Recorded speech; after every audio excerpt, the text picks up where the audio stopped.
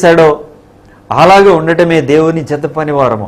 అయితే నీకు నాకు తోడుగా జతగా బలాన్ని శక్తిని ఇవ్వడానికి, శక్తితో నింపడానికి తండ్రి అయిన దేవుడు పరిశుద్ధాత్మని భూమి మీదకి పంపించారు.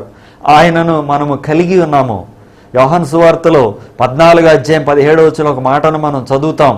ఆయన మీతో కూడా నివసించును, మీలో ఉండును. ఆయన మనతో నివసిస్తున్నాడు, మనలో ఉన్నాడు. ఆయన ఈ గ్రహింపుని మనం కలిగి ఉండాలి. మన ఒంటరి వారము కాము, మన ప్రభు మనతో ఉన్నాడు. దావీదు మహారాజు 23వ కీర్తనలో ఒక మాట రాస్తాడు, గాఢాంధకారపు లోయలో నేను సంచరించినా ఏ అపాయమునకు నేను భయపడను.